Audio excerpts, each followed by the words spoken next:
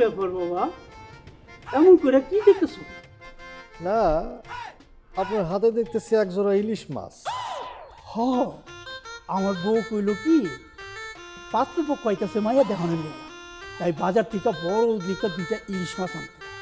এত খোঁজাখুঁজি করলাম রে বাজার, বড় ইলিশ মাছ আর পাইলাম না, তাই এই 2টা লয়ে আইলাম। বড় বাঘও বাঘ, আবার ছোট বাঘও বাঘ। ঠিক কইছি না? হ্যাঁ বুঝছি, আপনার কথা আমি বুঝতে পারছি।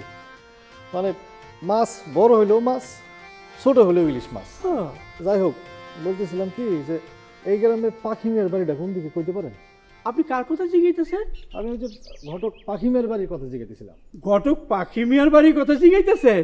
তো এদিকে কই যাইতেছেন? এদিকে তো ঘটক পাখির বাড়ি না, এদিকে আয়। ওই যে বাড়িটা দেখতেছেন না, ওইটা হইল ঘটক পাখির বাড়ি।